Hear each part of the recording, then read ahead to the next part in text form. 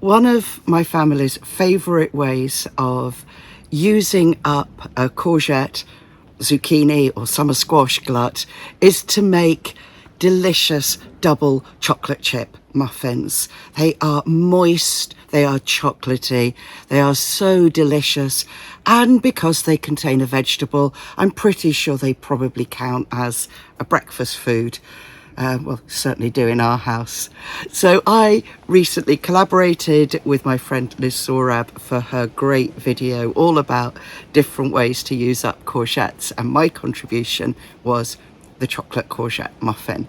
Now, I've written the recipe and the method on my website, and the link will be here. It's very, very simple. Basically what you need are your courgettes, zucchini, summer squash, flour, cocoa powder and chocolate chips.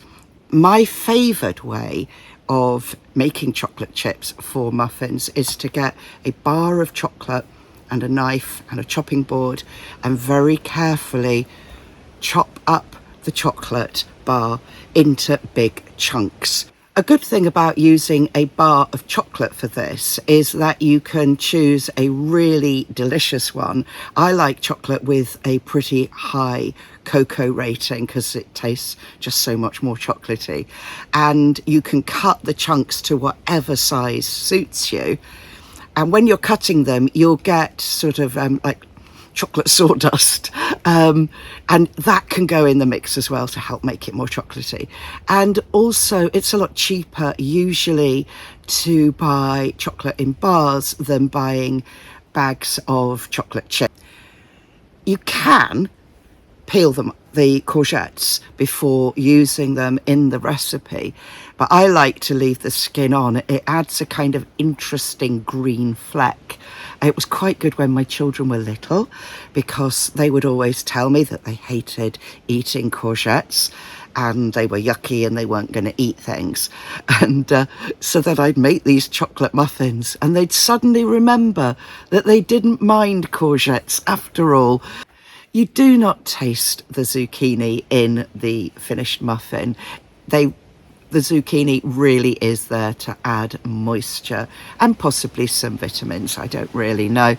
And they are really, really super moist. If you're not a big fan of double chocolate, then this recipe is really nice also with fat, juicy raisins or sultanas or another dried fruit for a bit of more of a healthier option perhaps. Actually making muffins is so simple, and I think it's one of the reasons why they've always been a favourite in our family. And when I worked as a chef, a course chef for gardening courses, generally the sweet snack that I would make would be muffins because they're just so simple to make. Essentially you get 2 bowls and you put all the dry ingredients in one bowl and all the wet ingredients in another bowl, and then add them together. Now usually I add the dry to the wet, but believe me, you can add the wet to the dry and it does work just fine. The key thing is not to overbeat them. It will look like a lumpy batter. And to make sure that when you're stirring the mixture together, that all of the flour is incorporated. Otherwise, you'll bite into a muffin and you'll get a mouthful of flour, and that's not such a fun experience. Once you've incorporated the mixture, then spoon it equally into your muffin tins. My muffin tins are really old, so I always use a paper liner.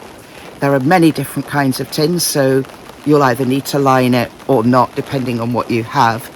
And then pop it in the oven. I've put the different oven temperatures in the recipe. Here I put it in about 180 on a fan oven and cook for 20 minutes or so. And you'll know it's ready if you push the top of the muffin down and it springs back. Another way of testing it will be to put a cake tester or a thin knife into the muffin, and if it comes out without any sticky muffin batter on the knife, you know it's cooked.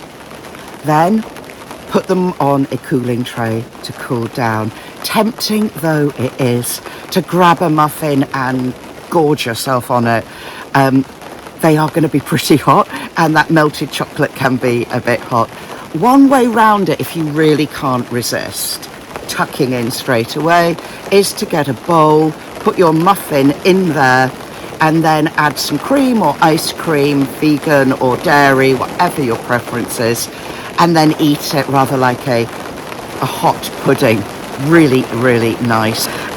As you'll notice, I'm in my polytunnel and it started raining again.